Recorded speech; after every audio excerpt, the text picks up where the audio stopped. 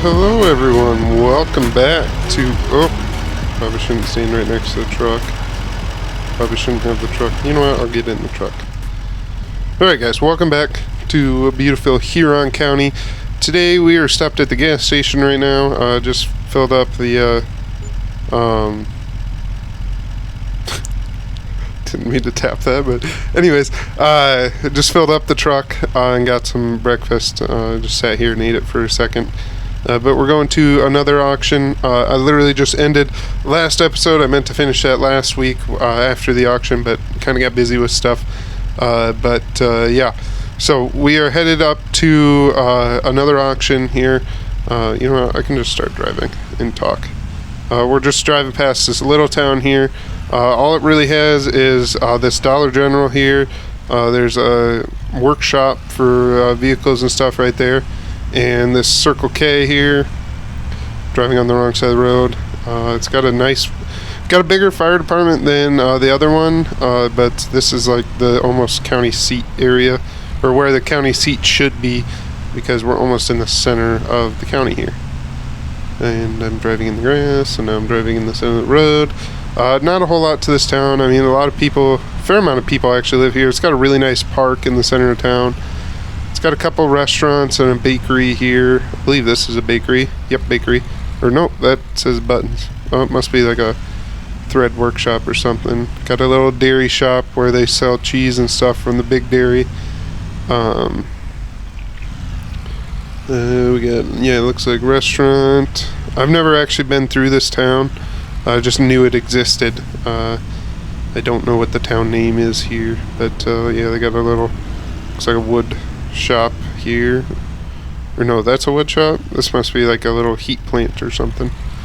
Some storage sheds, it looks like. The only reason I really knew the town existed because there's a bunch of controversy about up here. This little grain mill. Up here, this biogas plant was built right next to it, basically. And or this ethanol plant, I guess, is actually what it is. But yeah, built right next to it basically, and there's, I don't know, 500 people that live in that town or something like that. It's a big enough town where they shouldn't have a biogas plant right next to it, or an ethanol plant. But yeah, so we'll probably end up selling some corn to these guys at some point. But yeah, but there's a whole bunch of safety. A bunch of those extra trees got planted because of the noise and trying to make it a little bit safer to have that. But the auction is right up here.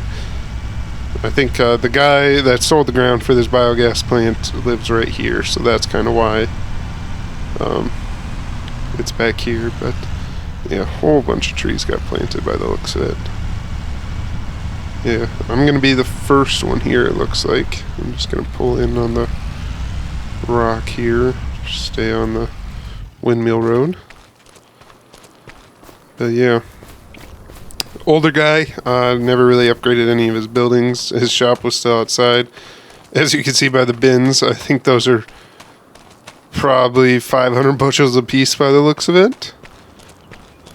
I mean, I shouldn't laugh, but they're cool, but they're just, no one's going to use them nowadays because everything that you haul to town is going to hold 1,000 or more bushels, so, or you're going to have one wagon full in each of those bins. And I'm sure he used them the entire time he farmed. I think he farmed right next to here. I believe. I don't know if he farmed right here too. But he definitely farmed the strip right here that we'll go past. But I think he farmed that too. I think this field right here goes a whole mile. And I think he did farm this. Yeah, he did farm this, by the looks of it. Just looking at the name there. He farmed this whole mile-long field. I think it's 160 acres the mile-long way instead of a normal 160, well, actually we could look. Is it 160? Yep, 160. The mile-long way instead of the normal quarter section. It's a quarter section, just the mile-long way. Anyways, that's enough of me rambling on. It's got some nice Quonset, just like ours. Those must have been very common back in the day, apparently. because even the place that I just bought or going to buy has a Quonset that he replaced the rolly door or the sliding doors with a garage door instead. But yeah. Anyways, let's get into the actual auction stuff, the stuff you actually care about here. We got a J&M 655, just like ours. He has 2 of them, and then he has these 2 Parkers. At one point, someone told me this guy had 10 of these little Parker 250s. He had 10 of them, which 2 of these fit in one of these, so he basically cut out 4 wagons with these 2. And then he still has these, so he's down 2 wagons actually total.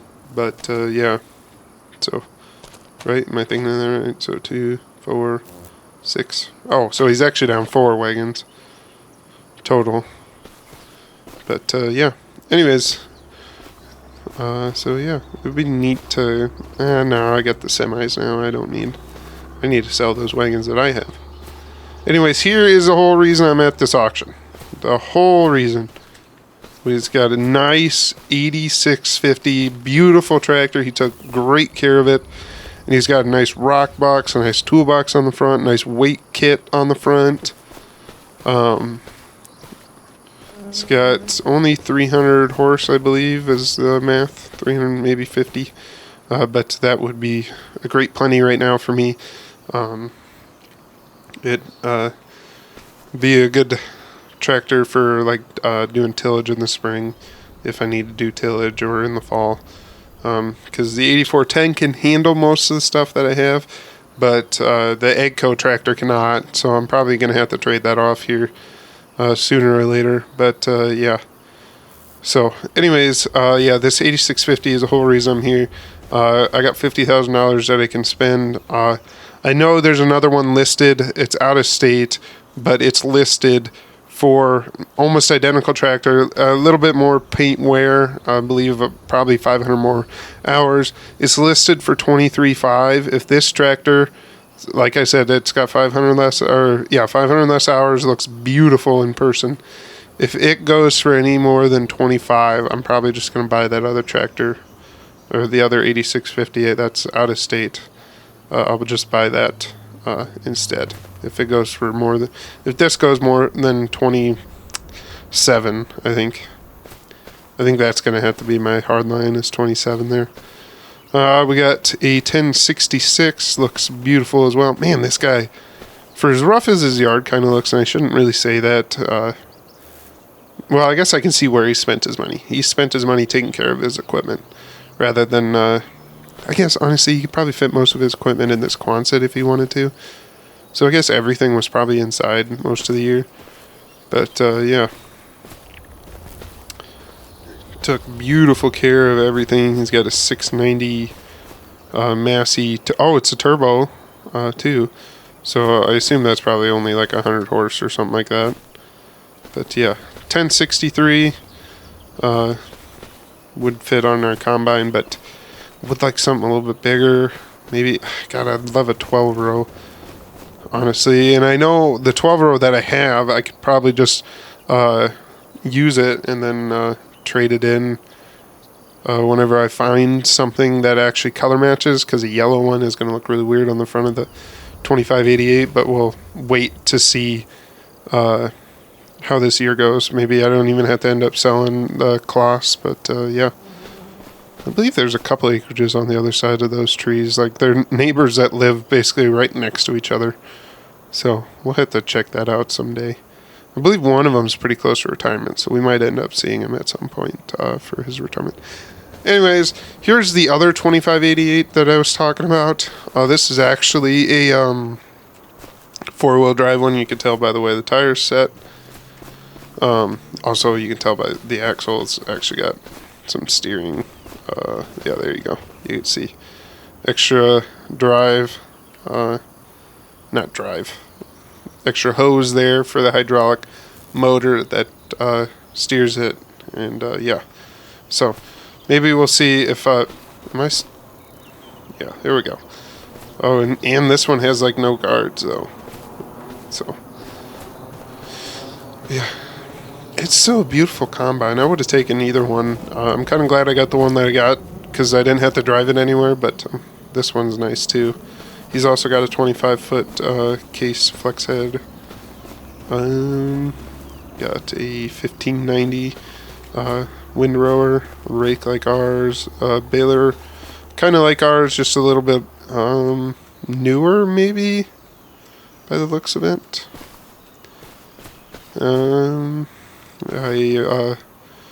Same size cultivator as ours, just without the harrow on the back.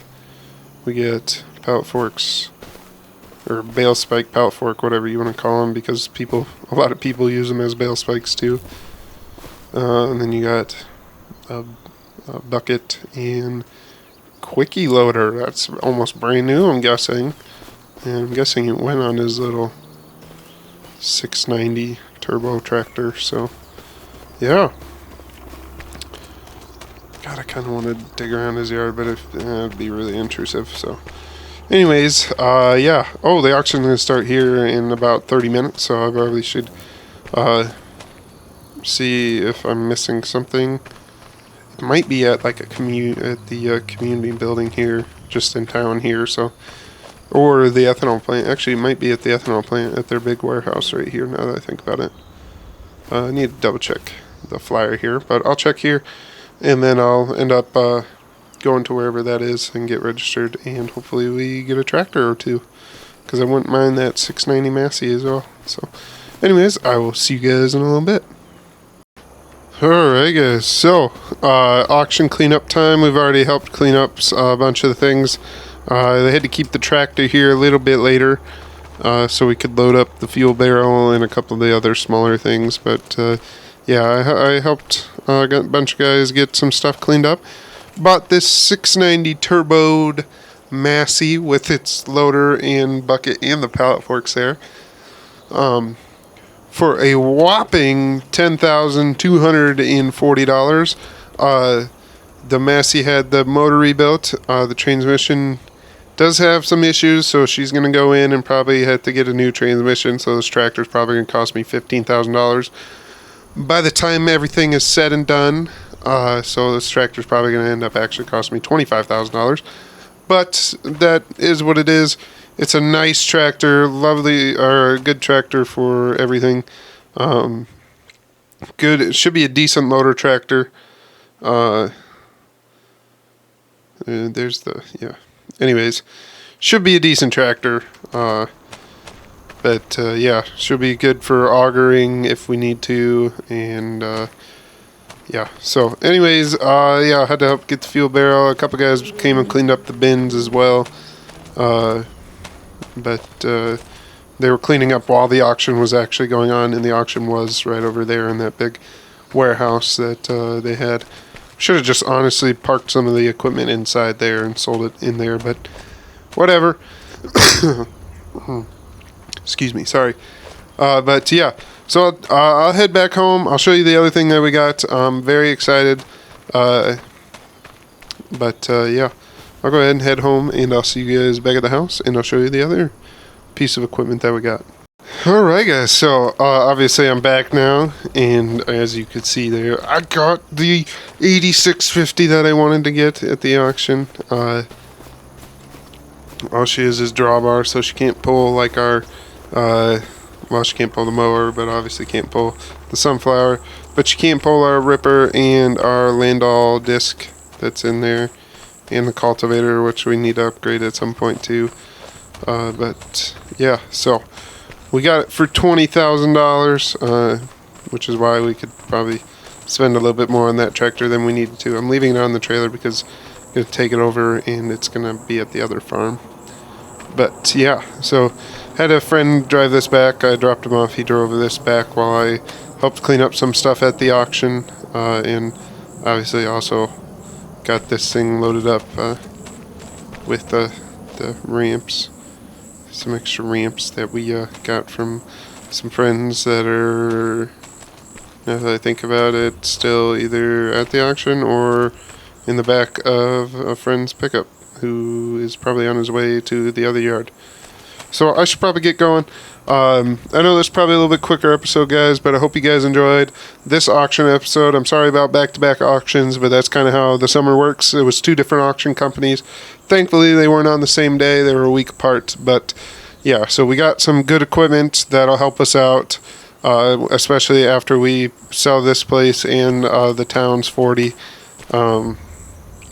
We'll have that bigger yard down there, and hopefully be able to expand some more. So yeah, anyways, with that'll be the end of this episode. I hope you guys enjoyed. If you did, do me a huge favor, leave a like down below. Let me know that you guys are liking this content. I'm really enjoying making this kind of content. I'm glad we have a map that I like and some of the mods that we like back into this game. So yeah, anyways, again, thank you guys for watching, and I'll see you guys in the next one for Oat Harvest.